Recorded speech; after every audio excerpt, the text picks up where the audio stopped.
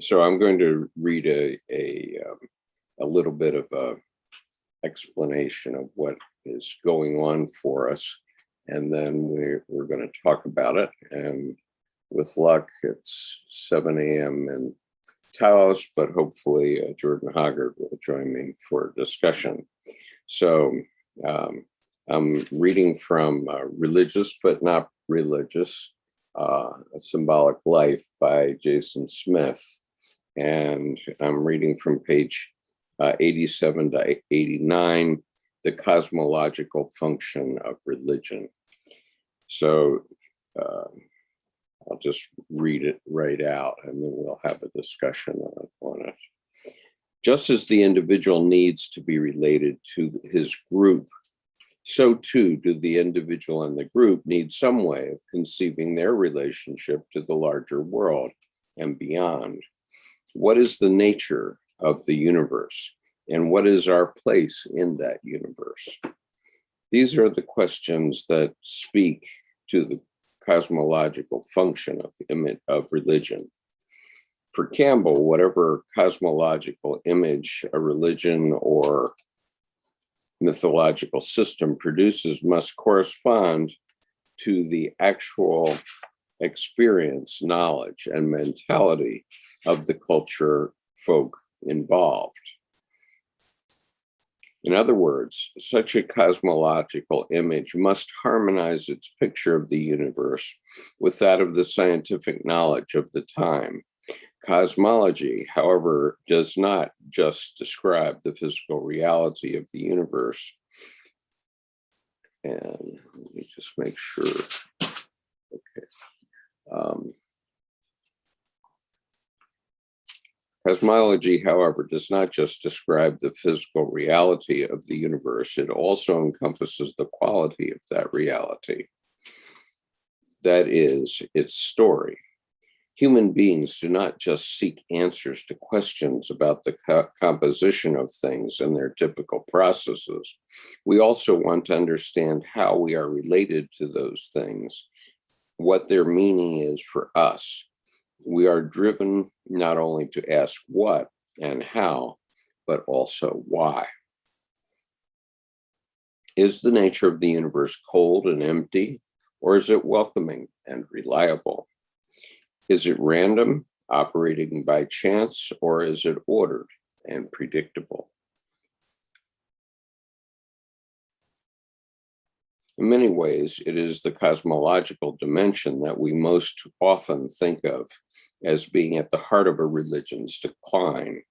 The public battle between science and religion, especially when it is mired in debates such as those between evolution and creationism, is taking place on this level of mythological understanding. Both sides in this battle are fighting over their vision of the nature of the universe. On the one hand, it seems clear that the old myths and religious stories have been unable to keep up with the exponential growth of understanding about the nature of the universe that has come from the scientific world. The vision offered by physics at times seems more vast and mysterious, more awe-inspiring and astonishing, frankly, than anything found in the book of Genesis. From the conception of dark matter to the question of holographic nature of the universe, to the mind-blowing photographs taken by the Hubble telescope, today's physics tests the limits of the human imagination. Religion ignores these developments to its detriment. A great deal of work has been done in some corners of the contemporary Christian theology to reconcile a theological understanding of the world with the scientific one. This shows, for the most part, that the religious world understands that it cannot expect a literal interpretation of its creation stories to be able to withstand the challenge coming from the world of science, despite the exertion of fundamentalist corners of the various traditions. On the other hand, though the sciences present an epic vision of the vastness of the universe, they do little to address that fundamental human question of why. As awesome as its vision is, a scientific perspective alone cannot supply the soul food that a truly living myth can provide. As one writer frames this dilemma, you scientists have the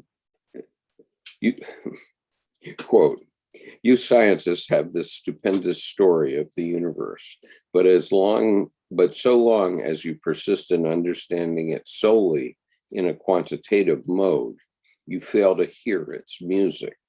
That's what the spiritual traditions can provide, unquote. I believe that the evolution versus creationism debate rages on because each side offers an incomplete solution to the crucial need for a functional and meaningful cosmology. The creationists defend their position by dismissing a vast body of knowledge about the nature of the universe as it actually is and how it came into being. As such, they ask us to close our minds to some of the most astonishing facts about the cosmos of which we are a part. The other side, by contrast, neglects the critical and vitalizing importance that meaning has for human life. They rightly insist on attention to facts, but limit the factual to the physical, not understanding that there are psychological and spiritual facts that have a completely different nature. This category of facts takes the form of story and symbol. These are what help us to live meaningfully and not just practically. Both aspects of life, the meaningful and the practical, are essential. A truly whole cosmology must reflect the wholeness of our being, body, mind, and soul. It must be one that addresses not only the what and the how of the universe, but the why as well. One suspects that only some as yet unrealized reconciliation between the practical and the spiritual, the scientific and the religious, will allow for the development of the kind of truly comprehensive cosmology that is needed for these times in which we live, that are needed for these times in which we live. Okay, so this really puts the fox among the chickens, because it really says that, creationism and evolution are really both incomplete parts of a whole. So now I have to find the chat on my screen, and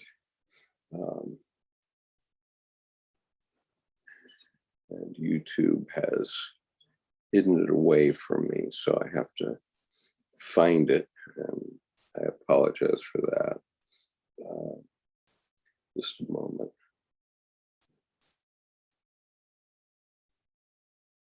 What is going on? I had it before I started to read, but then I've lost it. Where did it go? Goodness gracious. Could it be that? No. I apologize. This is very frustrating because I can't find what, if anything. Here we are. Isab Abel Abbas, Salam Alaikum. Zen mode. I love listening to Skip Reed, brilliant friend, lifelong subscriber. Nice to hear that. Very nice. It makes it all worthwhile to do something that is meaningful to people.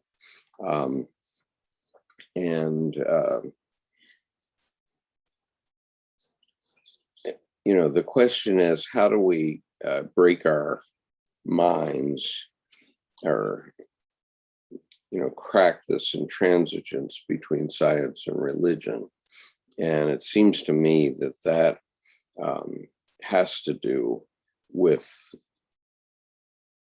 us. It's within each one of us. We are we're the cosmological function in a sense. We are the unified field. In other words, even in physics, there's the idea of Newtonian physics, which is all hunky-dory math equations, and quantum physics, which we can demonstrate it with great difficulty. We have instruments to demonstrate it, like the collider in Switzerland at CERN. And so we can show that the Higgs boson exists, but we cannot say why it is true that if one thing is a certain way in this field of view, it must be the opposite way, regardless of where it is in the universe. And that change can happen instantaneously, which is what happens in quantum mechanics. You saved me. Good morning. I'm sort of freebooting here, and I've been talking about a passage in Religious but Not Religious, and it's about about who's right, creationism or evolution, and how we make a cosmology that includes them all. I've been positing the idea that we're the essential element of that, we human beings, and we may each come to the problem in a somewhat different way, but ultimately we have to respect all the ways, because each one of us has to basically create a religion of our own about how we see the universe and how it works for us and is meaningful for us. And so I'm not hearing you, Jordan. If I would unmute it would help. Yeah, that is. I finally got on, so now I can do the simple stuff. Right. How does that factor in the creationism? Because that's always been the boogaboo for me, because that one feels to be the made up dogmatic lie that is, and if it can be included, that's kind of an interesting possibility. Okay, let me because it's I don't know if I have to go back to the whole thing, but maybe I can just read at least the part that kind of incorporates the create, because that seems to be to me the false outlier. Right. So in many ways, it is the cosmological dimension that we most often think of as being at the heart of religion's decline. The public battle between science and religion, especially when it is mired in debates such as those between evolution and creationism, is taking place on this level of mythological understanding. Both sides in this battle are fighting over their vision of the nature of the universe. On the one hand, it seems clear that the old myths and religious stories have been unable to keep up with the exponential growth of understanding about the nature of the universe that has come from the scientific world. The vision offered by physics at times seems more vast and mysterious, more awe-inspiring and astonishing, frankly, than anything found in the book of Genesis. From the conception of dark matter to the question of the holographic nature of the universe, to the mind-blowing photographs taken by the Hubble telescope, today's physics tests the limits of human imagination. Religion ignores these developments to its detriment. A great deal of the work has been done in some corners of the contemporary Christian theology to reconcile a theological understanding of the world with the scientific one. This shows, for the most part, that the religious world understands that it cannot expect a literal interpretation of its creation stories to be able to withstand the challenge coming from the world of science, despite the exertions of the fundamentalist corners of the various traditions. On the other hand, though the sciences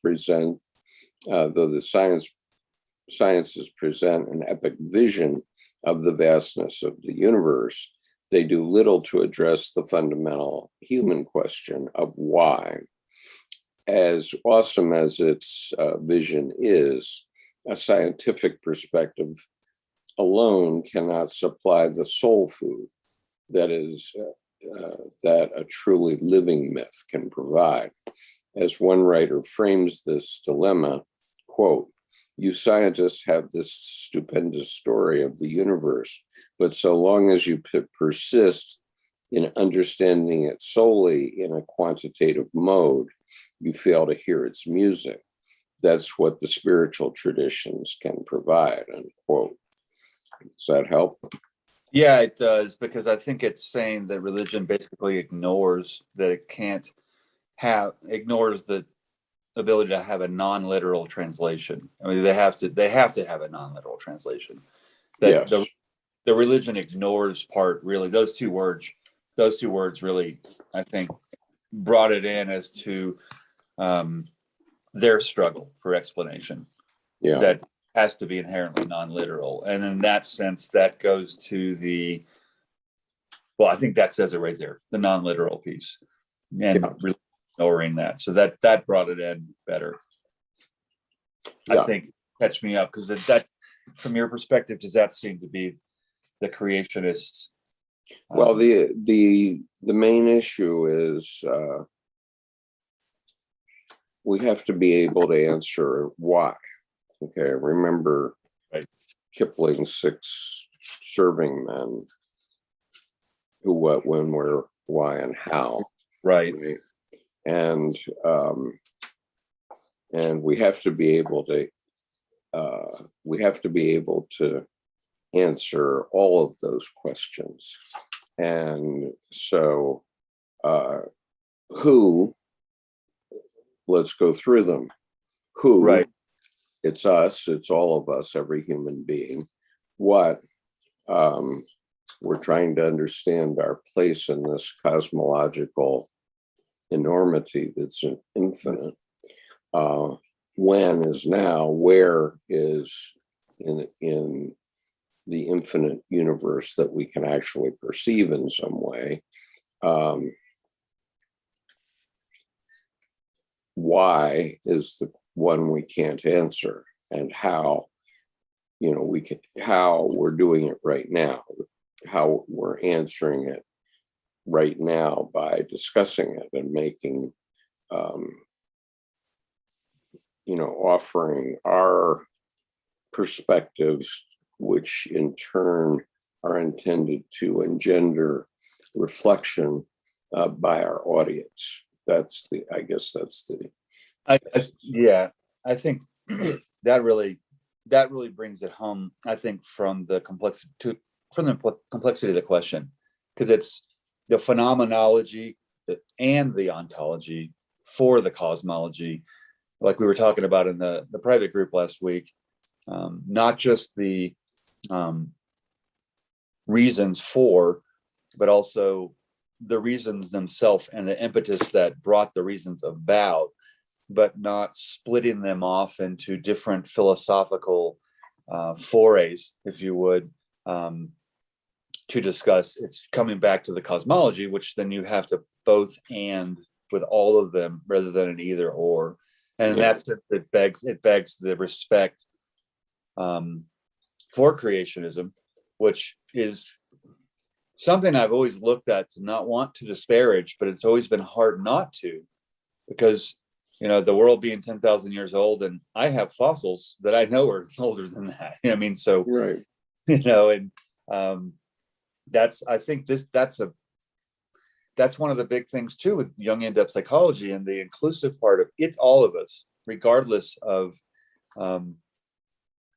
whether someone's full of it or not. They're still part of it. Yeah. Yeah, I once wrote this article about, say, Neil deGrasse Tyson, which the title of which was something like they missed an entire universe, but actually they missed 7.5, now about 8 billion universes, because each one of us each one of us contains an entire universe in our psyche, and we're all going to look at everything in a different way. I mean, I was trying to develop prints of my portrait last week, and you know, with the printer, and he thought his print was a perfect match, and I said, no, this is too red. Right. You have to tone this down. And so you got to turn up the black to get that back to the right red. Right. And so let's see. Bob Lanham says Jordan's hairline is further back than when Noah first built the ark.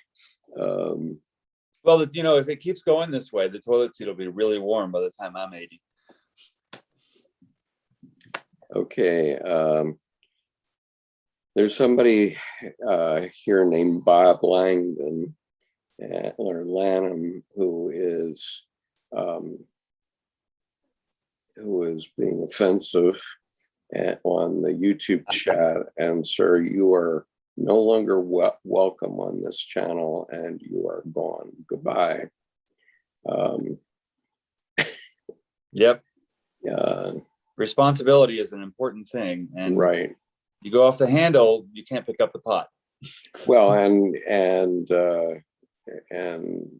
you know, this person was being offensive in an offensive way, and he is no longer available to this channel. And what was the name? Bob Langham. Okay, I'll note that on my channel. Yeah, BOBLANGHAM. Excellent. And yep, they're out of here. My point to our audience here is quite simply this. We talk a lot about individuation in Jungian psychology, and individuation, among other things, means getting to know your dark side and learning how to balance that.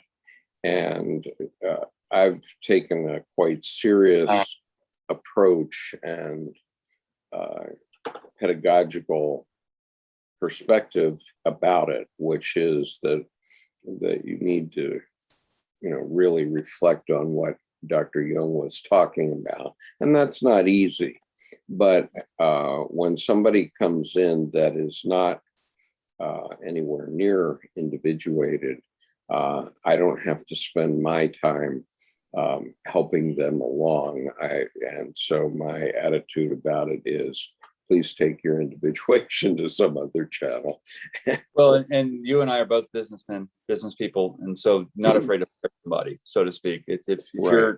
you're killing the group, then you're out of there. And I think also that begs a legitimate question too, that makes the difference between Freud and Jung.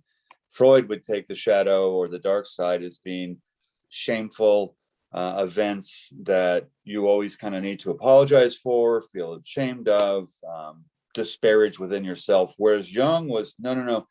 There are those things as little suburbs, but the reality is the dark and the chthonic, rather than the numinous, are depthful and foundational to give the light some place to contrast and show up, which is to me a more evolved standpoint, where, Freud's more, lie down and tell me about your mama, and he's really, that's what's interesting to me. He's a genius, but he stopped. And I think he got stopped by his own stuff. And I find that unfortunately today, that would be almost unethical, because it would be 100% transference and projection of his stuff upon his clients. Whereas Jung is, I don't want you to be here your whole life. I want you to learn how to do this in your life. There's I guess he called it the art of life, as it would, which is more Dalai Lama than, so that. Sure, certainly it is, and it's why Jung liked Tibetan Buddhism very much. Well, exactly. It's not a flame storming. It's actually a questioning. And he also said, thinking is hard. That's why most people judge. And so someone has a negative comment like that, they're judging. But the problem is, my hairline, that's your issue, not mine, unless you're just being funny. Yeah, well, wait a minute. I'm not sure I dumped that person. I guess no, that to me was funny, because they actually put it in a pretty hilarious way, which I think is awesome. Because if you can't laugh at yourself, and my brain just needs more sun up here. Yeah, actually, I can't even find that comment any longer. I appreciated it. It's a great way to I knew you would take that as funny. I respect that. It's like how I vaccinated myself one time, and this red dot here is because I shaved between my eyebrows, otherwise they would grow together. And I guess I had a sharp razor one day and I scraped the skin off. But when I was a little baby, I had a smallpox vaccination. It was on my arm, right? But I was a little kid and a little baby, actually.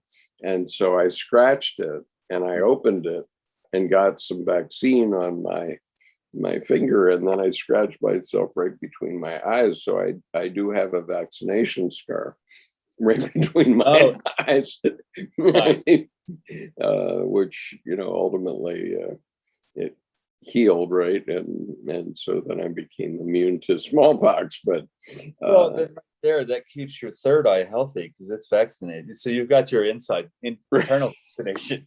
Yeah, I suppose that's something to that. So welcome to those of you that are here and willing to follow along. And I'm going to mute for a second. I'll hear you. I'm going to refill. I'll be right back. Okay. And so we've been talking about why of basically the why of everything. And the answer is that each of us has to find our own answer to that. Nobody's going to give you an answer that will satisfy yourself or satisfy others necessarily. And so in order to do that, you need to somehow reflect on your life and what it offers in the great mosaic of life. So my way of reflection, as most of you know, is I underline books. Now, I've done this. Okay, I guess I can dump my virtual background now. Just a moment while I do that. Okay. So as most of you know, I underline and mark books in the margins. And, when I double underline, it means I really thought about this idea and I really want to come back to that idea at some point. But what it means and how it works for me is that I, as I'm reading something, if I find it meaningful, I underline it and actually reflect on it momentarily. It means um, you can't read a Jung book or a book about Jungian psychology like a novel. If you think you can do that, you're absolutely wrong, and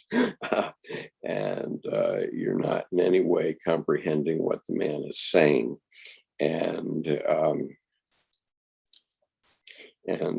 so I underline books because as I go along, that's my practice. It's a spiritual practice to have me reflect on, each word and each concept as it's presented in a book. And then in college, when I used to have to be tested on it, I would outline I would actually type out outlines of my notes that way, or my underlinings, and put them in hierarchical order. And then I would study only the outline for the exam. And it works quite well, actually. You have to be willing to buy your books and not resell them. but It's interesting. Anyway, I've thought ahead. about it too. I underline books, but that's not my meditation. My meditation is without words of, I just look at pictures, because the visual language is my mother tongue. Uh-huh. And in college, you typing them out and transcribing them is similar to what I did, though. We kind of came to the same place, because what I would do is, I remember one semester taking 23 hours. Mm-hmm. And I mean, how are you going to keep up with 23 credit hours? Yeah. And I had the most fun that semester ever. And what I did is I never read a single book of any class. I just open them and I just start repeatedly writing the whole chapter out. So you get to the test and all of a sudden you ask the question, I'm writing it out. And so there was, in a sense, a visceral rote. Mm-hmm. But then as I was writing it out, then you remember. So your comprehension level percentage just goes skyrocketing, because you're not trying to remember something that was logos. Mm-hmm. It had no heart of the matter. You actually had the active. So when you're underlining books, there's an activity, and that actionable piece, I think, makes for, I think, more of the deep knowing than it does the belief. Yeah. You literally poke the paper and dive in and, go further. Yeah. And, that's critical, because, there are any number of books that I read in college that I've forgotten entirely, naturally. Yeah. And it's interesting you say that, because writing them by hand, and then you can consciously forget them. You can pin them to short term in a way. And I think that's, to me, where my quote in my book was, forgetting is for getting. It makes more room for the good stuff, so I could get through the class, get the A, and then not have to ever use any of that again if it was just chaff. I could, you can make baked bread with wheat, but I'd go to the heart of the matter, but I wouldn't have to remember all the ancillary hoopy, Absolutely. Yeah. And then, less chatter up here, and yeah, for me, being highly intuitive, so I don't know if this really works for anyone else, but shortly, in the decade after I finished college, I used to say that college was an exercise in learning what not to read, because there was never any time to read everything. And so I had to learn to understand what I shouldn't spend my time on, Or right? you can kind of speed read scan to each scenic overlook. Stop the car in your mind, take that 5 paragraphs in, and then head off down the highway again. Yeah. And I find that intuition, actually, I think from my perspective, I know it resonates, but I think it's mostly because you start to discern pattern language, and then that's what informs your problem solving. Right. And so, on a test, for example, you're kind of swimming in the space between anyway. And in that regard, they ask a question that's kind of off the factual charts of the chapter, and it makes it easy. Yeah. And somehow I never could bring myself to do more than my outlining. I mean, I did that as a ongoing practice, but then I wouldn't study it. And I'd get to the night before the exam and then I would just memorize my outline basically. And that usually got me through pretty well. But I had to learn my own technique because when I was in college, when I was in high school, I thought I was a pretty bright guy, of course, and I got an award at the end of high school, which was a dictionary, hard copy dictionary, because I had the highest grades in 2 courses. And that was symbolic of getting you got the dictionary because they couldn't give you the award at only one, so they gave you the dictionary, right? And so I use that dictionary forever, and I've now lost it. I think I gave it away finally, but I used to keep it right beside on my desk and look up words, and I still look up words. And I have a friend who's married to my longest and best friend in life, who she daily sends me a new word that usually you've never heard of it, but she provides the definition, and she's really gotten into these very difficult words that are in the English language, and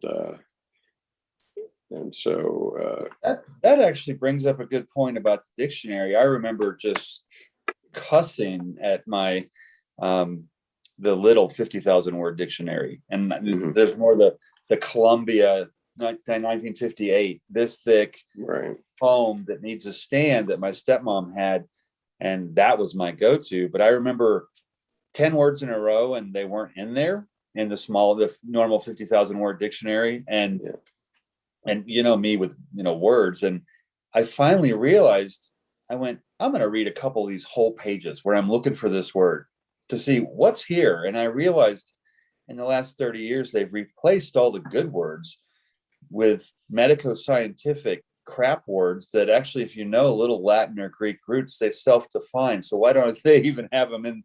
That should be in a medical textbook or a legal textbook.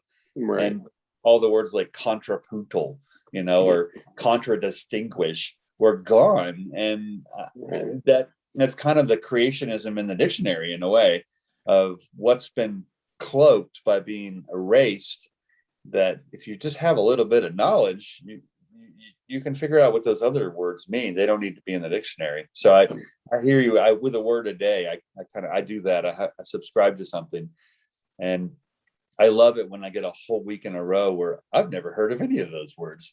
Yeah. Well, I'll stump the stars here, because when I was first working with my Indian friends, they of course have English, but they have developed it somewhat differently, or at least they had up until 1990. Nowadays, most Indians speak American English, but in the old days, they spoke what I called English, but which was actually British English. British English. And Britglish. Yeah, but one day they used this word prepone, and I said, "What the heck is that?" Prepone? Yeah, Prepone? yes, prepone. Any idea what it means?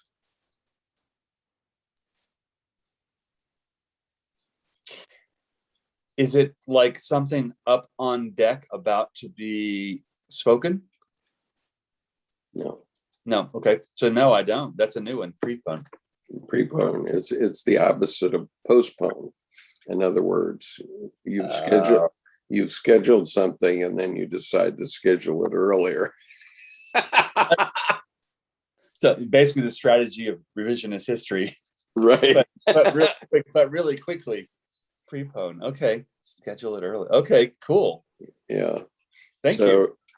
But we're working with Indians in the 90s and 2000s, and I'm still working with them, of course, um, but it was always education because, okay, that's very logical. I get it now. I'm never going to forget that one, and I might even use it myself from time to time. Once you've heard it, you can't forget it, right? Right. It's like finding something in a portrait. Once you know it's there, you can't forget it, right?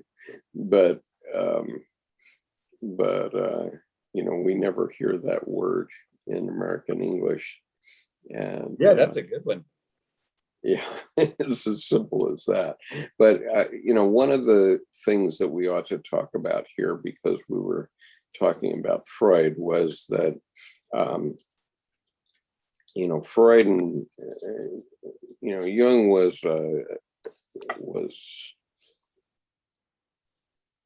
an acolyte of Freud's originally, but then he realized that Freud had stopped developing and stopped working, and Freud wanted Jung to be his crown prince, to put Freud up on a pedestal so that his name would be forever remembered, and Jung wasn't prepared to do that because he was saying, there's much more texture here than you're talking about, my friend, and so Jung did give him credit for identifying one archetype, and that archetype was the Oedipus complex. And wow, because that speaks to the little distinction earlier, even between the difference that he stopped and then Oedipal, lie down and tell him about your mama. It's not about really the mom. It's like you've indicated before, it's really about not leaving the nest. Right. So the point is that we see the Oedipus complex today in people that want to go back to being with mama and daddy because they were taking care of them, right? And so as a child, you have to develop and be taught, obviously, and your parents are the ones that have to do that. But the object is to create a mature individual who's going to go out and live a life, and it's not to create a dependent individual that has to rely on mama and papa all the time. That brought up a really interesting distinction in regards to the creationism piece that I've always struggled with, where when you kind of backed up to clarify what that means, going back home, basically. If I go back home a little further, when my parents were God and Goddess, my first numinous, where I have I, but I don't yet have third person perspective me. Right. I haven't made context. It's still just like, for example, if I was there right now, you'd be God.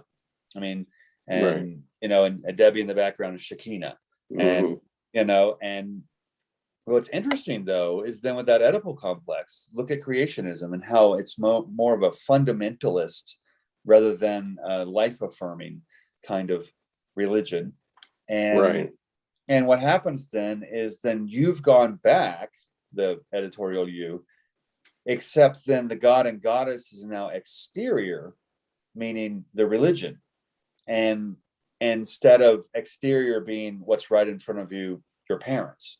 Yeah. But there's not a youthful, but the puerile, Puerile, childish rather than childlike quality to that religious activity. Mm-hmm. Well, of course, the scientific method, people who are very science oriented are derisive of religion because they call it magical thinking. Right. And I say, well, this is the best that early Iron Age men and women could come up with at that point in the development of the species. But we have to have magic. We have to believe we're magic, and that's an entirely different thing that we talk about in our tarot evenings, which is, and your expertise, which is that all of us stand as the magician in the tarot card in every moment, and we each have an opportunity to affect the rest of our life by what we are doing now and by what we do in the next 5 minutes or the next days. And so, for example, I'm finishing my radiation therapy, fortunately, next Friday, and I'm planning to give Sherrie Lovler's book of poetry and paintings to each of the technicians that have helped me, that have literally saved my life in a scientific way. And you've done work along the way to help them help. You've done the work along the 5 hours of preparation. I mean, you've done the work along the way so they can help you save your life. Right. But that's totally logos. That's entirely logos. And they run the linear accelerator like the Marine Corps. Okay. It's a very, very expensive piece of gear. And so they have to have it functional every minute of the day. And I asked them how often they schedule somebody. It's every 20 minutes, all day long. And so there's not much chance to chit chat with these folks, right? Yeah. You go in, chop bread and butter, move it along. Yeah. Right. They come to the waiting room and escort you back to the linear accelerator, and you have that time, which is a time of walking 30 yards, perhaps. You have that time and a similar time right at the end before you get out the door, to chat with them in some way. And interestingly, I've found that I have gotten quite close to them in certain ways, but it's also in the process of life going by, and science doing its deeds, so that you're in and out and there's no messing around. And they run it like the Marine Corps, get on the table, here we go, stand by, let me aim. They aim the linear accelerator, and then they get out of the room and you're alone with your thoughts for 10 minutes, and then they're back. And, well, it sounds a lot too, even more, see if this resonates, even more specific than just the Marine Corps. I'm at a table, here's the clock, disassemble my weapon, put it down, reassemble my weapon, click, what's the time? Yep, keep going until it's just okay, now put the blindfold on and be just as accurate. And well, that's what you do in the Marine Corps, literally. learn to assemble your weapon blindfolded. Right. That And, sounds like they've got it like the back of their hand. mhm, And that's some powerful discipline yeah, that brings that kind of expertise. yeah. So from Texas says, we are writing our future. The future is blank pages. Agreed entirely. That's Yeah. exactly the point. And maybe our audience is too young to remember Olivia Newton-John's song called "You Have to Believe We're Magic," and we have to believe we're magic, and we are magic. And so I know that if I give this book to these 4 people, it will change their lives. I know that. And hopefully that's true in a good way. Well, even in the observer influences the environment that is observed, even if they only receive it, that influence has modified everything going forward. And then if they open it and experience the book, that then just accelerates the intensity of that influence. Yeah. So this to me is a very powerful book.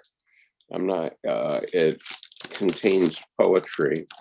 And the book is On Softer Ground by Sherrie Loveler. And it can be found at artandpoetry.com, all spelled out. Art, ARTANDPOETRY, artandpoetry.com. Sherrie was very lucky to get that. Yeah, that's a great website name. Yeah. And, this book, every time I pick it up, it's numinous to me. And so when I read a poem in it, I usually can't understand it, or I usually weep. And so I'll just read a poem here to you to give you a sense of it. Geez, I thought I knew what the page was, but maybe I don't. There's one poem in particular that is quite meaningful to me. And, I believe it's going to be quite meaningful to one. What I'm going to do is select, here it is. Okay, I just had the wrong page number. Okay, I had a very special relationship with one of these women who is a beautiful Black woman. And just in the flash of time that we've had together for 8 weeks now, I've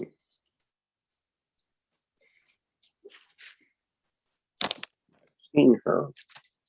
I've seen her soul, and she shared her soul with me. And so this is what any father would, wish from their daughter, but it actually relates to any friend who you've seen, you've understood, you've grokked that other person, and I'm sure that you will vouch that you and I have such a relationship today. Right. And so and it's a special relationship of sort of family and loving and friendship too. But anyway, the poem is called, and I'll say in advance that I'll probably weep as I read it, but it's called Saying Goodbye, because I never expect to see these people again after Friday. But I'm only going to highlight this poem to one of the four. And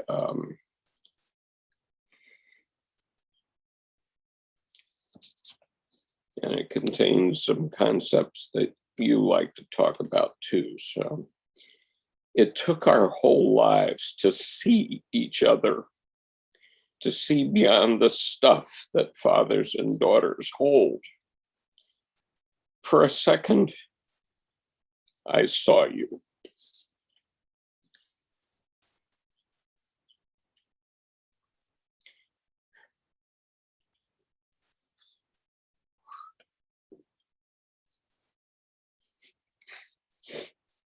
I saw you as you always wanted to be seen.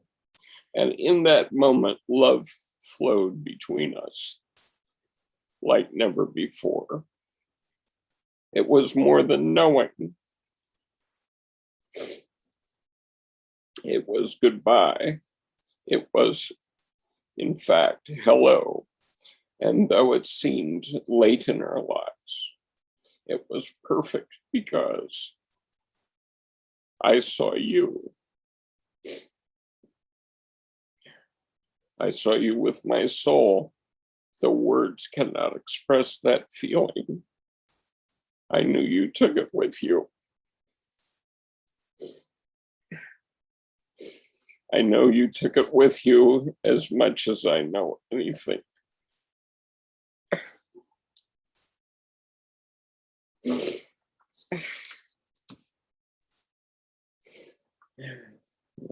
I'll read it once more because maybe I can read it a little bit more fluently a second time after I've got my tears going. And I'm staying muted, so any notifications that come across don't interrupt this. Right, okay.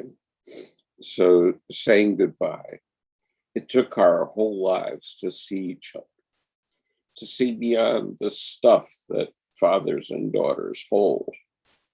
For a second, I saw you. I saw you as you always wanted to be seen.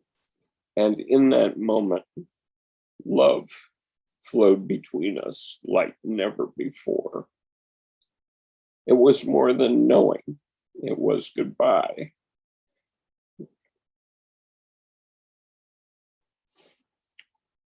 It was, in fact, hello. And though it seemed late in our lives, it was perfect because I saw you. I saw you with my soul, and the words cannot express. And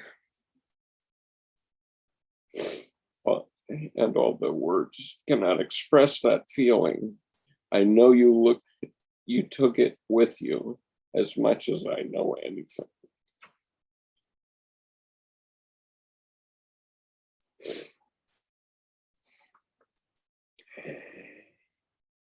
And so as I sort of reflect on this book that I'm going to give, any father of daughters, and I have three, certainly wants their daughter to see them as they are. And, in a broken home, which I had, that's a trick to be able to have that relationship with your daughters, and to be able to share it. But beyond that, it's a sentiment that can be between any two individuals. In other words,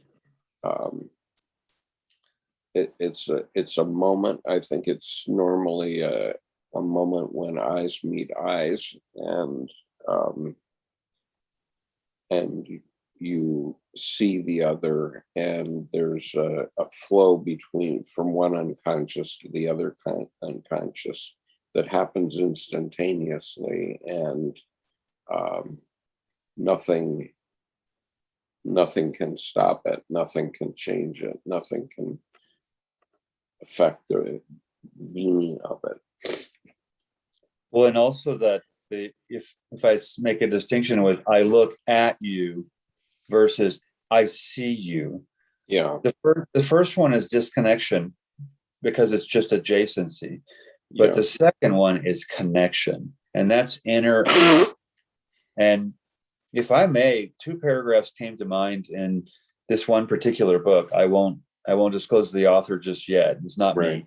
But if I may just read these 2 paragraphs, I think to stand beside and dance with what you just said, and it's especially going to be the last sentence. And it's from a short story called Where Temples Call.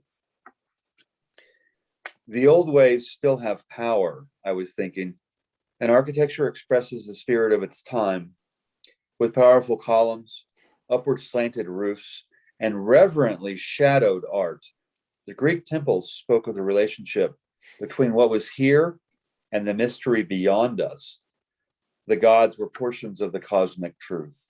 And if the Greeks were polytheistic, so were we, only we didn't know it. Our own temples proved it.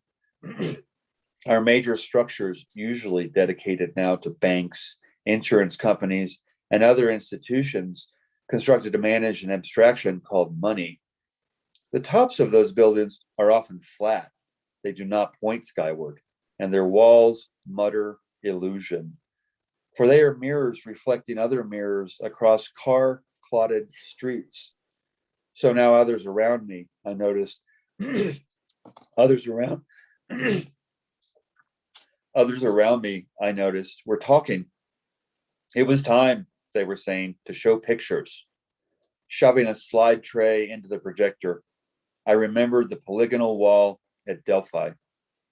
Its irregularly cut stones still pressed together so cleanly that no knife blade can be pushed between them, and no wind yet has blown that facade off. Images began flickering against a white wall. I watched them in silence. My journey had taken me further than home. Yeah. And that, when you mentioned the more than what a father and a daughter, this is called Riding the Wind. Mm-hmm. And it's from one of my dad's books. Yeah. And when you started reading that, I just happened to have it over at the other end of the table. And this was right on the page that I left last night before I went to bed. But it's taken me further than home. And that I see you, to me, is that further than home. Yeah. So I've been reading from On Softer Ground by Sherrie Lovler. It's won a National Book Award, and Sherrie would appreciate it if you would buy it from her website rather than from Amazon, which is her website is artandpoetry.com.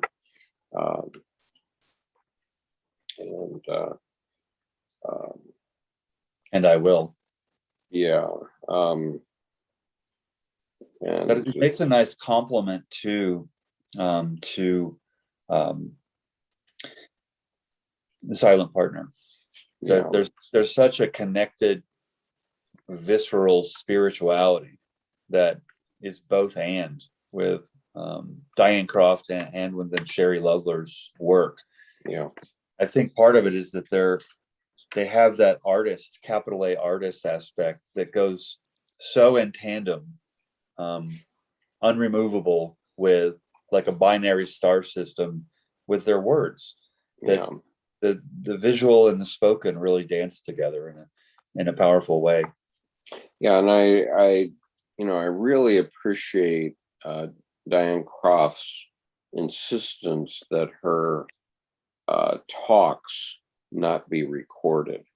Okay, because it relates also exactly to the Muslim sensitivity to an image of God. You can't make an image of God, Right. and it's beyond sacrilegious, right? And so she doesn't want. I mean, even though she put a bunch of her poems down in her book. Um,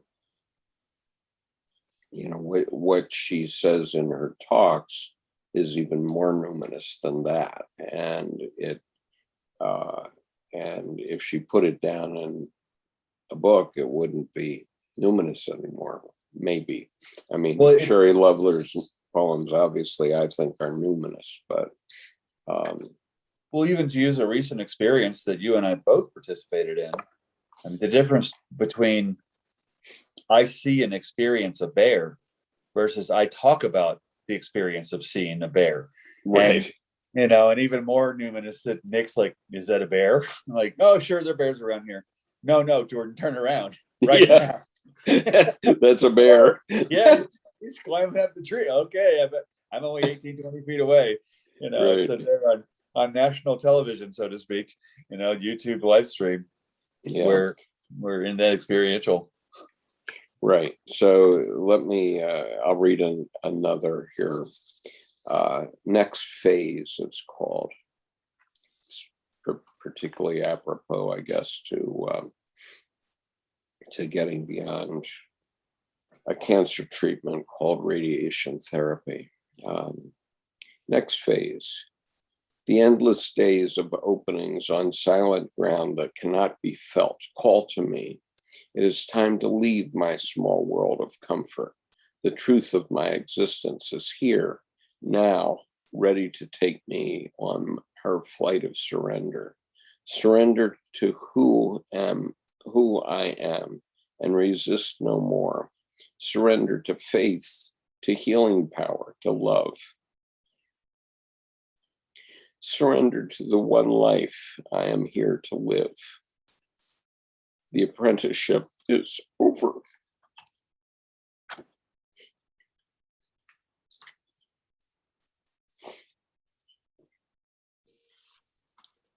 Sorry, the last line is the apprenticeship is over. Right. And, obviously when you receive a diagnosis of prostate cancer, your apprenticeship is over and you have to come to grips with the reality of your being. And of course, my apprenticeship ended long ago, which is why I do what I do. But it's interesting to me when you said that, and with the cancer diagnosis, that was an internship is over piece. But two things came to mind that were further than that. And the first one was, I believe it was, you said, was it your aunt who, when she was diagnosed with cancer, oh, we've never done cancer before. That was my mother. Your mom. Yeah, your mother. And we've never done cancer before. Almost like, let's go to that restaurant. We've never eaten there before. Yeah. And the attitude there was so healthy. And what came to mind right after that was then now in 5 days, your internship is over. You've graduated from this treatment. And it seems to me there's this pre-commencement, or I'm going to prepone your graduation. And that's happening right now with the staff there who you haven't just come to respect, you see them.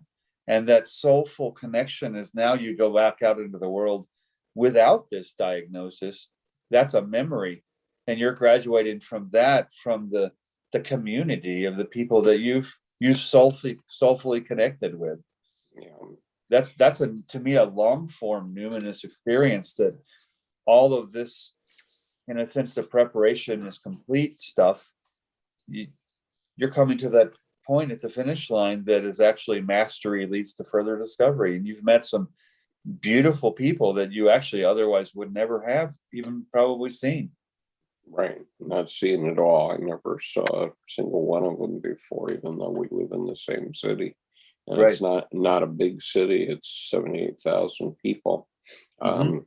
But in terms of the scientific method, I mean, what you're seeing is a display of my Eros side. And of course, I came from the Logos side. But if you're going to live a balanced life, you have to have both.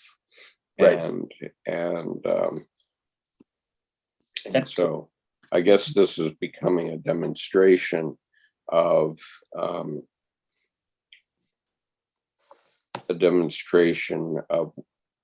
what is missing from science. They just don't get it, right? and I think it is a demonstration, and I think also it begs the distinction of the difference between having a strong ego and being egomaniacal. Yeah, And egomaniacal is all me. There's nothing inside. Where's the I of the thou? And then the ego becomes an energetic vessel, yeah, energetic psychological vessel that holds the heart of the matter of the Eros.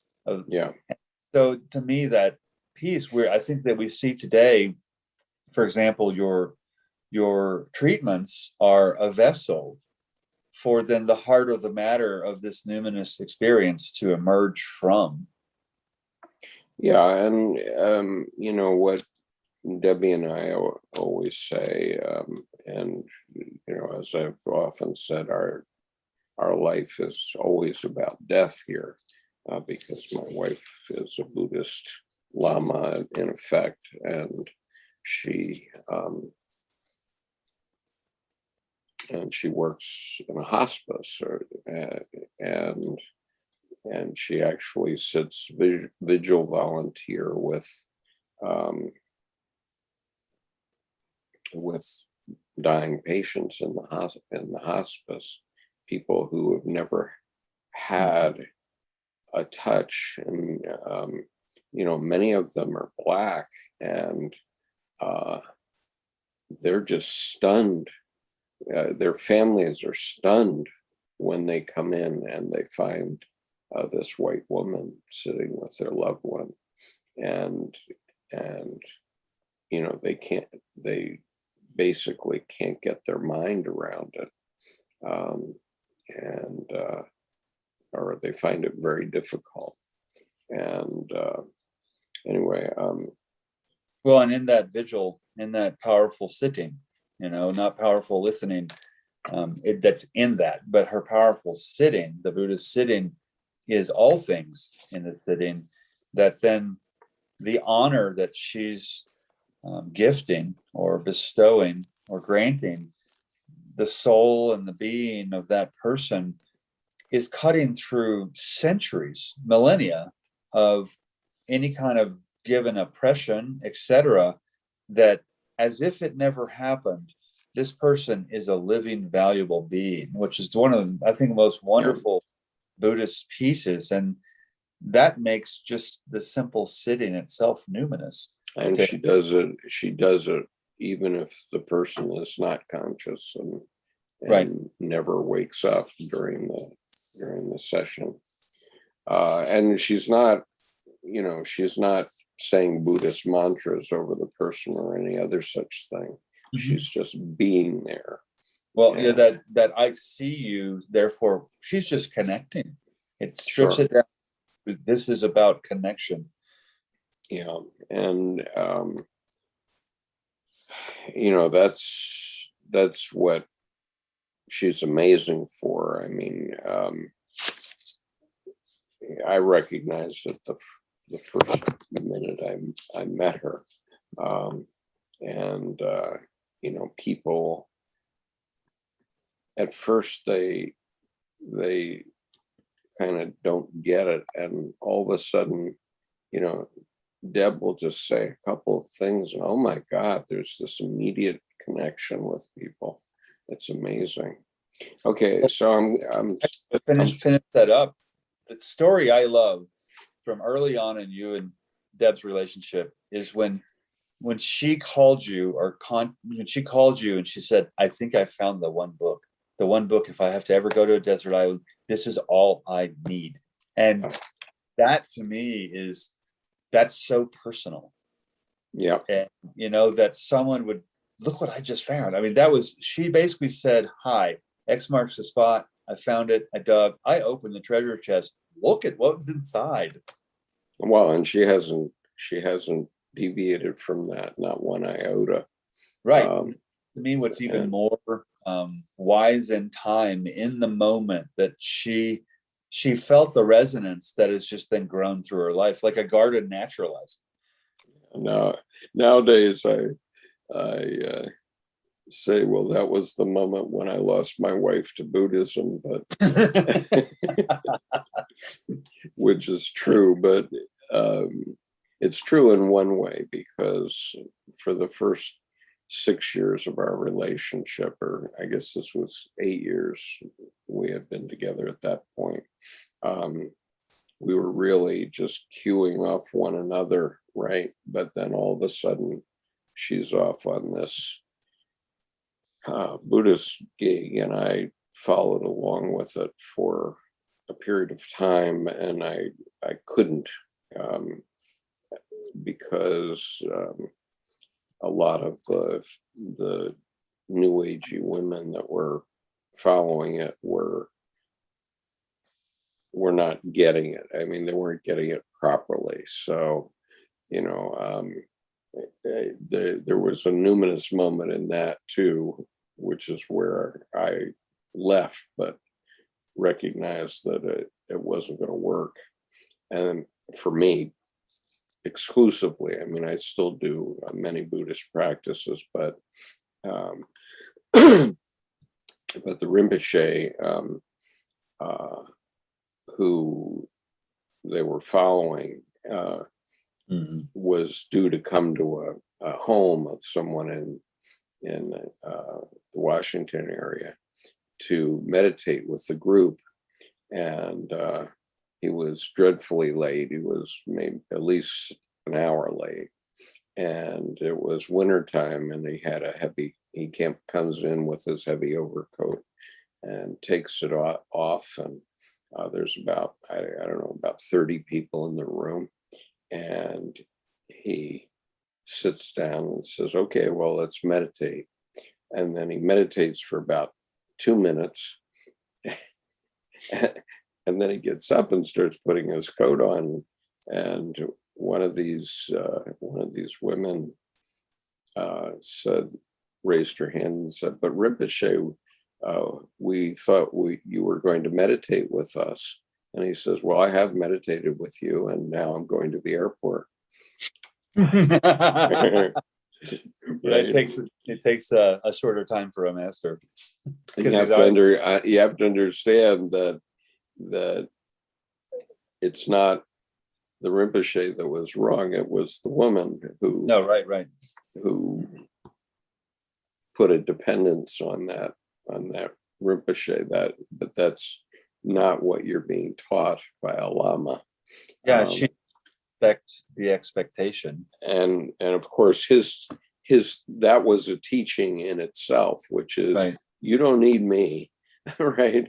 Yeah. Okay, I'm here because you're spending money on my books and my meetings and stuff like that. So you're putting money in the collection plate basically, but you don't need me.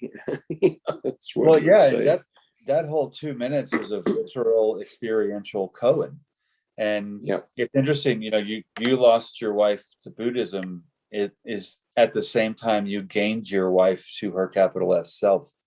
And, yes, of course. And I gained my capital S self too, because right. I then started to follow, to get much more serious about my study of Jungian psychology, right? Which has been, so we've had parallel tracks which have worked quite nicely for about the last nearly 30 years now. So, but I remember getting that fax from her, and it said, I found the one book that I want. If I were ever on a desert island, this is the book I would want. And I said, wow, that must be some book. Right. So anyway, so I've been reading today from On Softer Ground by Sherrie. I'll read a couple more of these poems because before I do that, I want to tell a story about Winston Churchill that's really quite significant and apropos here. And one time during World War II, when he was prime minister, somebody said, Prime Minister, why did you approve 55 million pounds for the British Museum? And he said, well, if we're not fighting for that, then what are we fighting for? Right. And the point is that we do want to hold our culture and keep our culture. And if we just want the trains to run on time, then we might as well let the Germans take over, right? Right. And well, another Winston Churchill story that goes alongside that one, obviously because of Churchill, but also alongside when Debbie found that book, and then you two both found your higher self, capital S self, together, interdependently, is the Churchill story where he and his wife are walking across town, and his wife sees the street sweeper, and she says, "Just pardon a second, honey," and she walks over and talks, and an extended conversation talks, and he's patiently waiting, curious, but waiting. And she comes back and he says, well, who was that, ma'am? Who was that, honey? And she said, oh, well, I almost married him before I married you. And he said, oh, well, you would have been the wife of a street sweeper. And she said, oh, no, he would have been prime minister.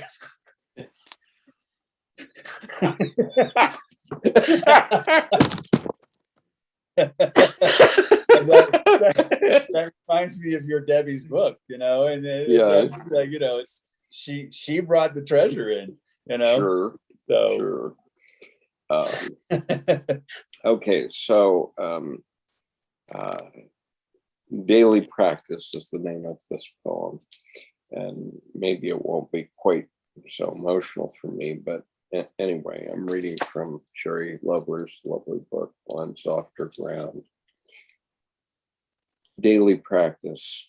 I fell into my own life today, guided by a need to change my pace, to appreciate my days and surroundings, to dance with the wind, dread nothing, open to pleasure.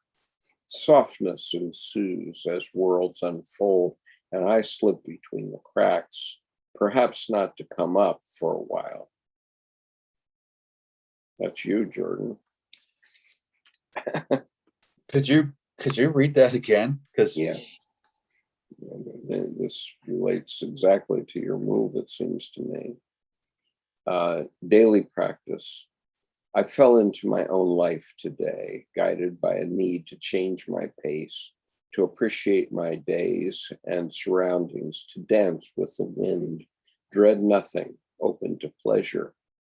Softness ensues as worlds unfold, and I slip between the cracks, perhaps not to come up for a while. So I'm going to let you opine. I'm going to let you opine on that and explain why it's so appropriate to you while I answer a call of nature. I'll be right back. Excellent. I certainly will. It's interesting to me. I started tarot when I was 7, astrology when I was 13, architecture when I was 14, had a couple of houses built when I was 16. So I discovered Jungian depth psychology right at the end of college. So all these things have been running parallel in my life for the last 35 to 40 years, depending. And through all that, through the architecture, etc., I woke up one morning in January of this year in Philadelphia, Pennsylvania, on the East Coast of the United States, for you international listeners. And I went, what am I doing here? This is not home. And I dumped all of my project management software in regards to my thinking moving forward. So there was no interrelated successor or predecessor, actually no postpone or prepone, as it would be in my scheduling. And I decided literally I have 2 feet and I'm going to go step by step, going slower to go faster. And even as I complete each step, no matter what's planned next, I might choose a different step as I go step by step. And systematically, over 3 or so months, I put myself in a place to then the movers arrived and took all my stuff. And then I hopped on a plane and went from the East Coast, pardon me, to Taos, New Mexico. And in a sense, that step by step had put me on Taos time, which is pretty much a mañana doesn't mean tomorrow. It just means not right now. And I felt so much more at ease by going through that self-imposed process to then arrive here, and between a cabin I have up at 9,900 feet with family and able to stay here through the summer by myself, and Taos, New Mexico also, I've never felt so at home. And that gives the background to how that poem certainly resonates with me in very deep and powerful ways that, in a sense, I've found that book within myself so that I can find that book outside even more. That's treasure that I can utilize moving forward. And I appreciate being able to share that story of I turned off everything I knew and turned on simply step by step by step. And the metaphor I end up with is something now I use almost daily in my work with clients, is how to get away from your past. Well, not to eliminate it, but if I walk 3 steps and I look back, I can kind of still reach back and touch that thing that was a problem. But if I walk up 1 step of the 1,000 steps of the temple and I stop and I just turn around 360 degrees, I have a subtle, wholly new perspective. And then when I take 1 more step up, I walk up side to side on the step. And now I have another perspective. And when I step up on the 3rd step, I can turn around and that whatever was there at the bottom is so far away. And so the story here with Skip and the poem he just read, Daily Practice, I found myself by simply only having 2 feet and going step by step for a very extended period of time. Well, we all do that. Yeah. Okay, the last poem in this book, I may read 1 or 2 others, but the last poem in this book, again, is quite apropos to having been given a new life by undergoing radiation therapy. And so, I urge all men to make sure you do your checks for prostate cancer, because if it's not caught before it metastasizes, you're dead. And I will confirm that rather than that, I got one by accident. I went in for an ultrasound for the lower part of my pelvis, thinking there was a Lyme's disease resurging, and just a big joints piece. And I wanted to look at just that area.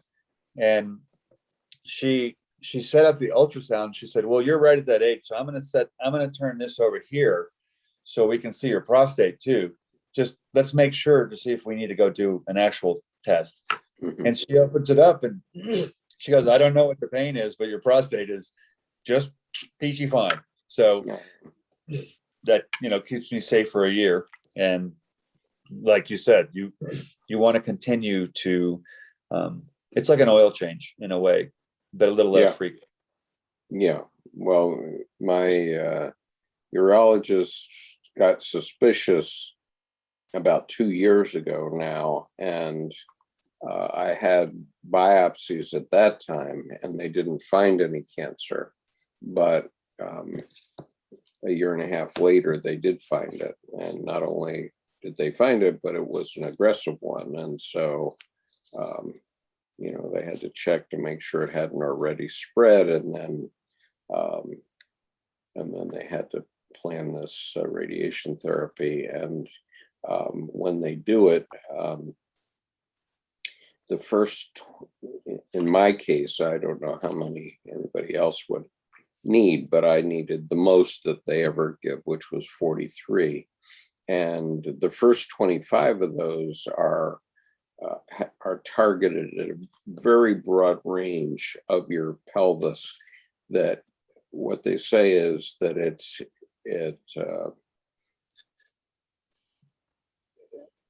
their intention is to catch even cancers that are not even formulated into cancers yet. Right.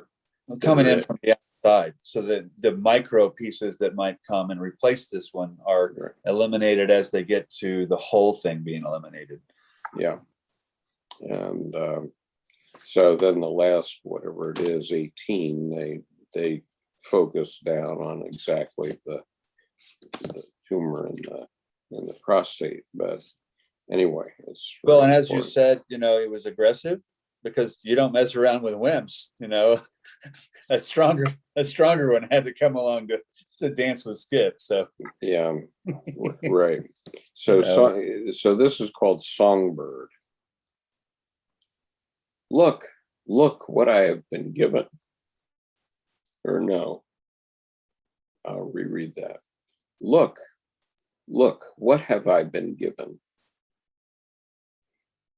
Between the grasses and the bird song, the roses in bloom and the butterflies, between the morning star and the rings of Saturn.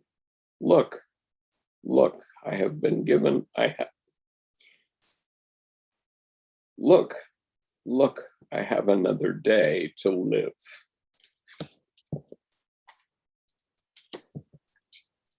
Wow. Yeah, that's a dance with Rumi that Sherrie has made as quite a treasure. Yes, indeed. That takes me to that Rumi's field. I'll lie down with my head in the grass and I'll meet you there, or I'll meet you there.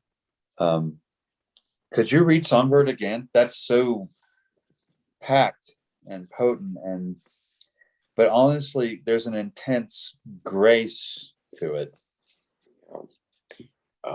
Okay, Songbird. Look what I have been given.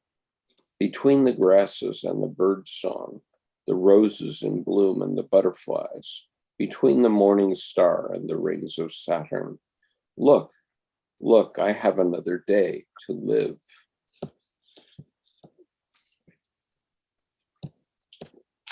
No appreciation. Yeah, that's talk about a life-affirming spirituality and just the blessing of breath.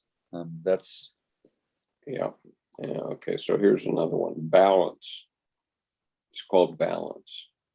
At the edge of the avalanche, I balance between airless ground and groundless air, fluttering like a butterfly about to take flight, waiting as the dream is just forming, and I don't know how long, and I don't know how large my wings will be. nice. Well, that comfortable with the not knowing, Yeah. just fully connected. Here's a good one. Here's my edge of chaos, and this is called the edge of chaos. At the edge of chaos, spirit moves in a different dance. Away from the storm, waves subside as motion slows. A delicate beauty rides from the mist that swirls in the forgotten movement, left alone to be discovered. Left alone to be discovered. Yeah, that's okay. I'll read. There's such an interdependency here. I really am viscerally feeling the silence as a real dance partner. I mean, not to pun so much off of Diane's title of the silent partner, but there is there's one person, which is very roomy, except in the expression of that one person, there's a capital S silence that doesn't just grace it. It's very much the other and the partner in these pieces, where there's a real togetherness, that connection of I see you within and also outside. Yeah. So here's a wonderful piece of wisdom, and I'm reading from Sherrie Lovler's book, On Softer Ground. Deeper. Come home to your soul. This temporary world will only lead you to the edge. Nothing will get you past this one. Your desire to know that place deeper within. The ground is not here to walk on. It is a thin layer to cross. Slip through into the underworld, the belly, the place you long to be, where wisdom dwells. Go naked.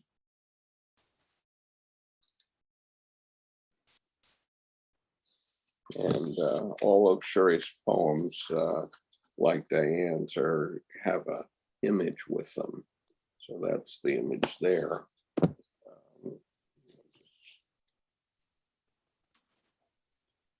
Yeah, these pieces take me further than home.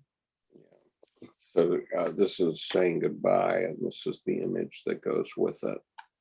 And I gave these books to everybody in my family last Christmas, and to each of my daughters. These prints are available on Sherrie's website as well. And so, for example, this is an image on a poem called Yes. Yeah, and Sherrie is known for her calligraphy, so I'll read one more.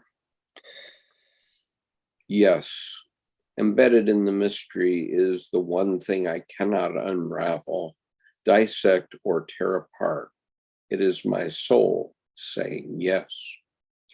Through the chaos, contortions, digressions, my soul speaks to me, and I have followed it, not always knowing why. To this day, yes has obliged me to stay and devour the doubt, the Scrooge, the unknowing one, the one not wanting to look so deeply, the one not wanting to openly share. My soul knows to repeat this to me time and again until I fully embrace and trust it, to follow yes. And here I am.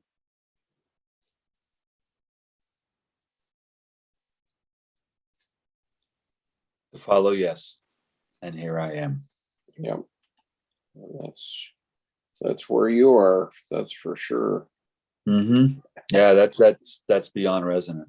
Okay, so I've been reading today as a demonstration of why we need a spiritual home, because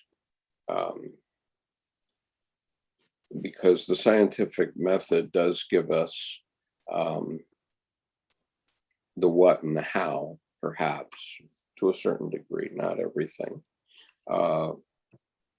but it to a large extent, it gives us the what and the how. But it doesn't give us the why. And so, you have to be in touch with yourself in order to appreciate the why. And so that's sort of my homily, I guess, for today.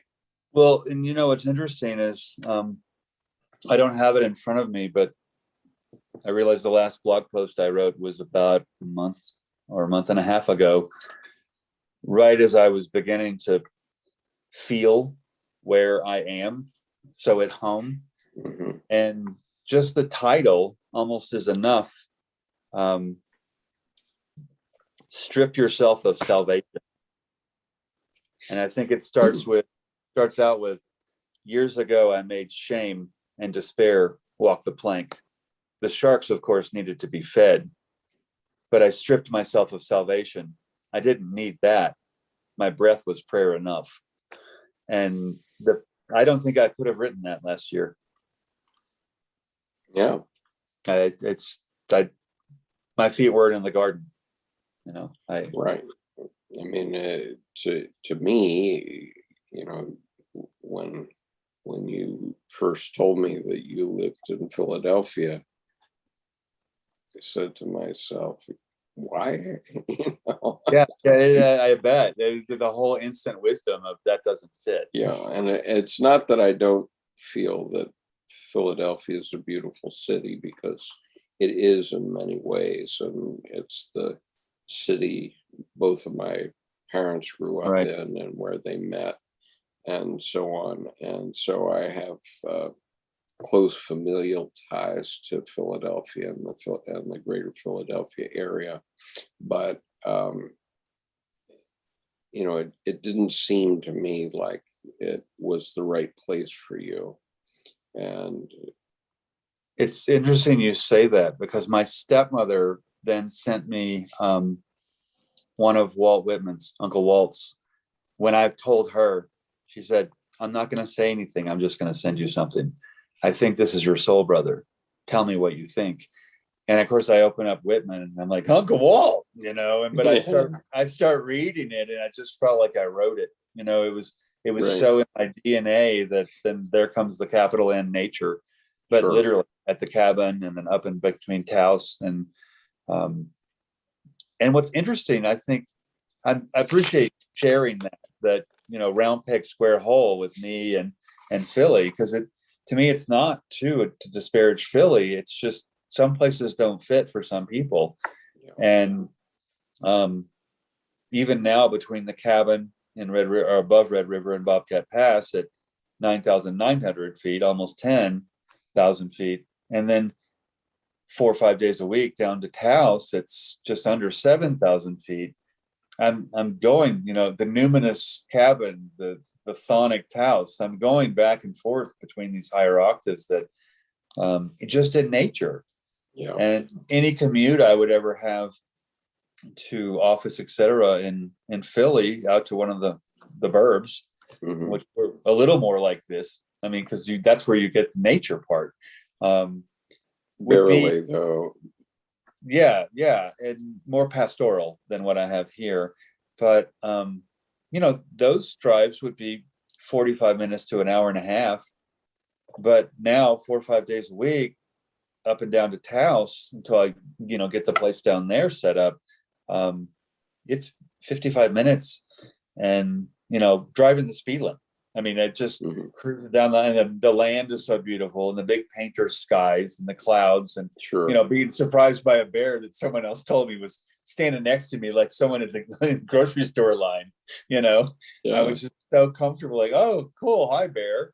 But I really appreciate you sharing that. Like, well, what's up with that? As if I was almost like I was in prison. I mean, it was so disparagingly different from my personality. And, Yeah. and Well, I think I kind of had it's not a Viktor Frankl experience, but finding that other that doesn't work was so clarifying, but not in that find all the mistakes, because you'll never get to the end. Don't look at what doesn't work, look for the workability. But I think that was a 6.5 year exercise. And no, absolutely not. And you have a deep knowing that not for me. And you, in a sense, then that eliminates a whole large choice set and gives you more why don't you turn your perspective to what you really want and what you really feel? And right. when I told you about the move, I mean, you did this. I don't think you did anything other than you nodded and yeah, I think you said, and I don't remember exactly, I think you said, well, here you go. like you've been watching since the beginning, from last September, I think, when we had met. Right. So yeah, I appreciate that. Thank you. Yeah. Yeah, for me, I, in some ways, fortunately, I live my life in my head. And so it really doesn't matter to me where I get put down. And I remember hearing, many stories about John McCain, for example, both good and bad. And his sister was an opponent of mine in contract bridge, often almost weekly for several years, or maybe like 20 years. She finally died last year, but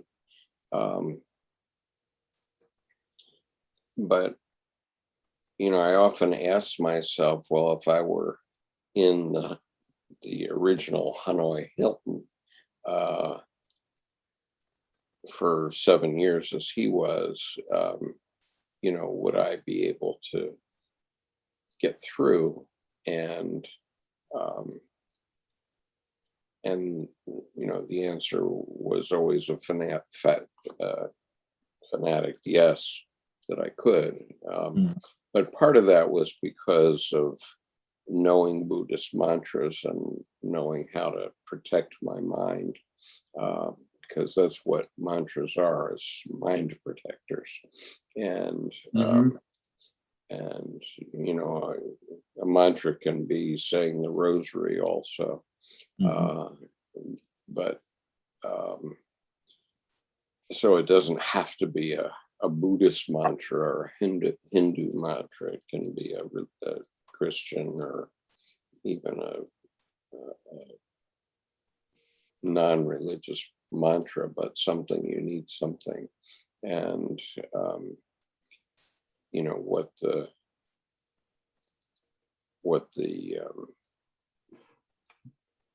prisoners did, because they were kept in solitary and didn't have a way that they were permitted to communicate.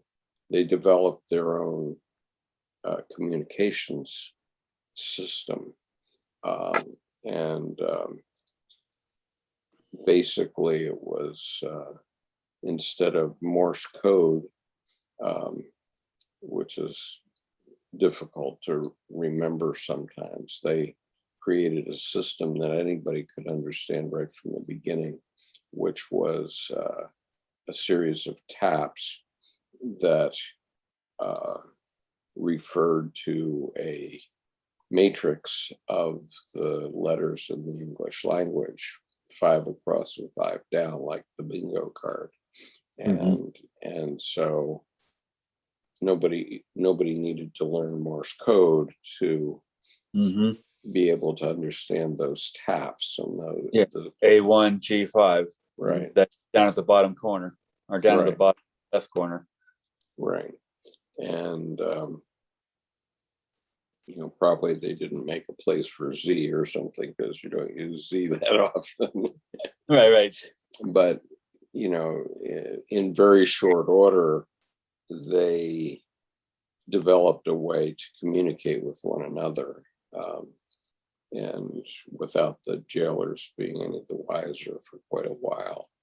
Well, that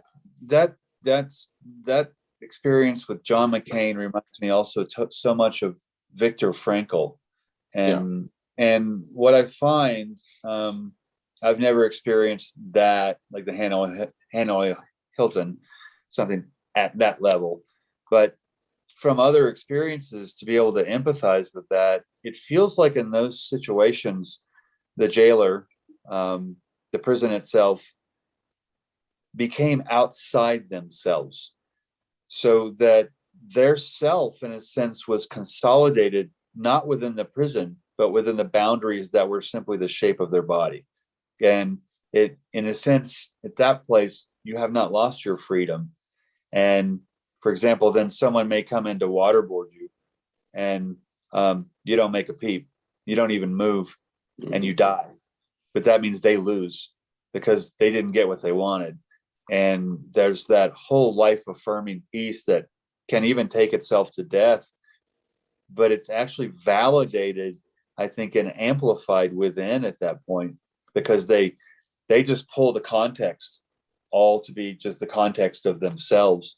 And then when they make the language to connect with one another, that's their life, that's their context. And in a sense, it completely avoids the fact that they're incarcerated, which then is it's real hell on the jailers, because they're not really able to make them suffer as much. Yeah. Right. They can cause them pain, but their suffering has been removed as a choice. Yeah. And so John McCain was not the ideal human being in his youth, I must say. And his name in the Navy is,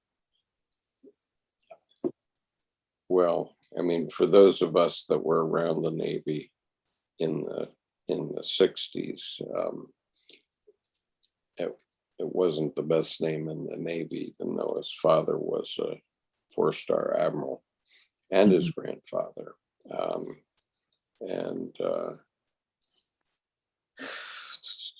well, you get a but little bit. he had redemption in the end, and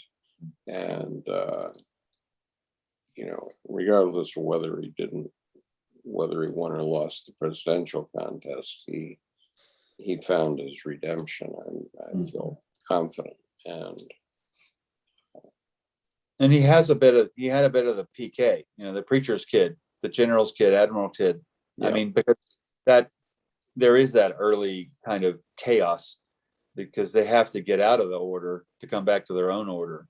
And it's just like with him, it's usually not very pretty at all. Yeah, well, in his case, it was really not pretty, but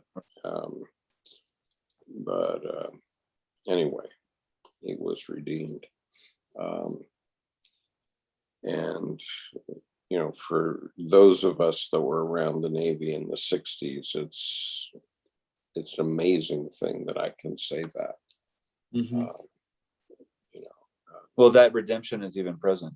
I mean, that's a statement in itself. Right. So, yeah, I'm not going to go into it further than that, but anyway. Details are in biographies. But I think that the concept there is well, those details probably are not in any biography, but right. You know, those of us that were around know. Right. And anyway, we all get to the point where we need redemption. We are all in cages, and we have to be able to. We have to find a way to be bigger than our cages, and that he did, and you know, even though, you know, I've obviously been put down by bigger and bigger assholes in my life and career, you know, but the other thing my mother used to love was a line from The Unsinkable Molly Brown, which is, "I ain't down yet." Yeah, I ain't down yet. And you know, it's one of those, to me, from personal experience, when you hear yourself rattling the bars, don't go looking for the key. Put yourself in there you are the key, Yeah. and that then be bigger than your cage, and Right. actually smaller, and you go right through the bars, and then it's gone. Yeah, and then God will be there because Right. as the rabbinical story said, which Dr. Jung used to tell, the student goes to the rabbi and says, "Well, Rabbi, why don't we see God the way the ancients did?" And the rabbi said, "Because my God came in under the door." And Nice. Yeah, like God came in under the door. right. And Yeah. and so when you find the living God, then you know. And so for those of our followers here that don't know what I'm jabbering about, go find on the homepage of this YouTube channel, find my talk from October of 2019 called Finding the Living God. And then you'll start to understand what we're talking about here. But the basic point is Nietzsche was wrong. Mm-hmm. Yeah, well, and it's interesting to me with that. Nietzsche was on the bleeding edge of understanding. He was speaking about this shell that was now desiccated because the oak tree jumped out. Right. And then Jung came back. Nietzsche was talking pretty much about the shell, and was apropos for the time in regards to religion. But then Jung came in and discussed the oak tree. Yeah. And then the seeds the oak tree would make. Right. So Pedro Katz says on our chat here, we are all God in disguise. Right, Pedro, but we never escape being ourselves also. And so I think Richard Rohr said something along those lines, that God will come along disguised as your life. Yes. Right. Something like that. And so anyway, with that, I think we have done it for this week. And thank you, Jordan, for being a part of it. Yeah, I appreciate it. It's especially meaningful to me to share Sherrie's book. And so for those of you who don't remember, earlier in the session, I was reading from Religious But Not Religious by Jason Smith. And then I was reading from Sherrie Lovler's book, On Softer Ground. Mm-hmm. And, this is what we need more. We don't need more of my way or the highway. We need more of reflection on life. Mm-hmm. And you made a comment actually before as the move started to get to where I was actually on the move. You said, "Well, we'll see about Sunday mornings because that's going to be really early with where you're going." Yeah. And I find that, of course, as it were, I've done plenty of pruning. There's a lot of commitments I had that are nowhere near on my docket anymore. And this, notwithstanding even the walking out on the deck with the bear, these are even more enjoyable because, and to me, that's a big statement, because nature will kill you. And I've let nature start killing off some things that just don't need to be around. Yeah. And I appreciate being here, and it's better to have my coffee with this than just, I can go sit on the deck later. Yeah. Well, peace everyone. We'll see you next week. And by the way, after Labor Day, the first Monday Labor Day, the first Monday after Labor Day, we're going to move on from the Tarot, but I assume my colleagues like Jordan are going to move that talk, the Tarot talk, to another place which I will direct you to. But on Monday nights, I intend to have more discussion and Q&A. We're going to begin with Jung's book, 2 essays on psychotherapy, but that's only going to be the launch pad for a broader range Q&A discussion, which you're invited to join us in. And this particular discussion on Sunday mornings has become quite popular, so I want to offer something akin to it. Maybe not quite so religious, but more psychological on Monday evenings, so that people have a chance to interact with us more. Well, and I think that's a really good, almost annual evolution. It's time for, first year roots, second year foliage, third year fruits and flowers, fourth year it fertilizes, So it's time for the season to change in the garden. Yeah. Well, this is actually the 6th year of me doing this now. We're in the 6th year. So but in regards to Tarot, let's naturalize off and let's put something else in. Yeah, the Tarot, and I'll just say this and allow Jordan to offer rejoinder. But for me, the Tarot is a midpoint between mental health, or between friendships over coffee or beer, and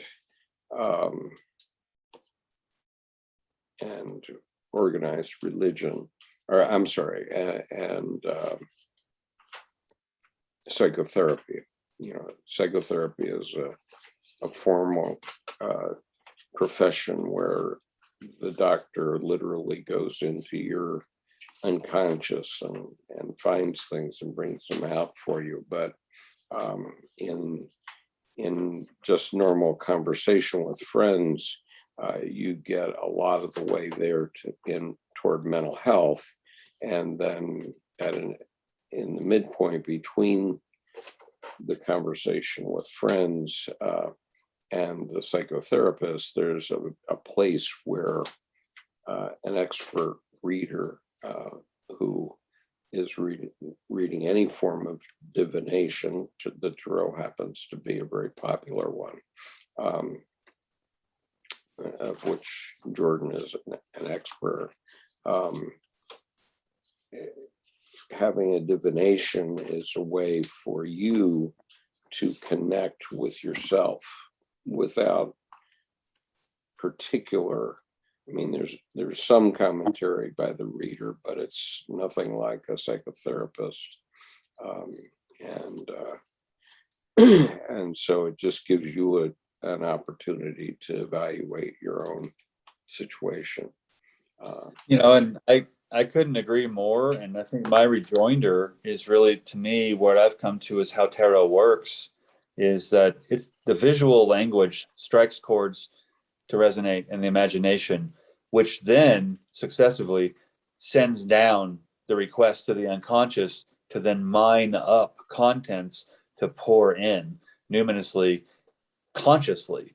Yeah. So it's a conscious act. And I think then, depending on not so much the skill or talent, but the developed ability of any given reader, inclusive of their life experience, that's when tarot starts to rival psychology, psychotherapy at those places. But it becomes the doing it yourself Jungian way, rather than going to another to, as you said, to go inside for you to. And so I think levels of experience grade up and down through the Tarot, whereas in psychology, you're going to start more up here. So yeah. I think it is, though, that it is that stairway where at the higher octaves of Tarot, I don't find it any different than psychotherapy, but that's me. And I've done this since I was 7. Right. So in a sense, it's just like English to me, with the visual being the mother tongue. But like you said, with divination, it is, having coffee or beer with friends and some really intense discussions or great discussions. That's a numinous experience. Surely it is, yeah. and so you're inducing itself, but that's more the ground. And so divination then runs up, like you said, that next layer. And I think then divination at its higher octaves actually transforms into psychotherapy, and vice versa, just simply because of the logos experiential of the psychotherapist directing. I mean, the very clear conscious, but then the strata that you mentioned, beer with friends, divination, and then psychotherapeutic activity, psychotherapy, it works. And that stratification holds up to have multiple scales of support through life experience and to enhance life. Well, to that extent, I agree that higher octaves of Tarot does equal psychotherapy. But on the other hand, when you go to a psychotherapist, they are trained in all kinds of mental disease and defect, which aren't necessarily the expertise of a Tarot reader. And it's true, but I will say personally, my favorite clients are the licensed psychologists that I have, or the ones that, and actually 3 weeks ago out in the plaza, a licensed Jungian psychologist sits down at my table, and we end up having relationship reading. And she looked up and she went, "Are you hiding an advanced degree? Did you just not get licensed?" And I said, "What are you talking about?" She goes, "You taught me some things about psychology today." And I'm like, "Well, that's just because Jung taught me some things about psychology." Right. Absolutely. Yeah. So, Pedro, you've asked a question here, which requires a very long discussion. And so the question is, what's your thoughts on the daemon? And, we have discussed daemon quite a bit on this YouTube channel. And so you might want to enter there. And I'm now being pecked at because this session is supposed to be over. So we'll have to pick that one up at another time, maybe next week if you're here. Yeah, thanks. That is a larger conversation. Yeah, it's a good question, but it's good to talk about that. But I have to get out of my office now. So yeah, it's well, right. The meeting is adjourned. Yeah, peace now. Peace. Take care.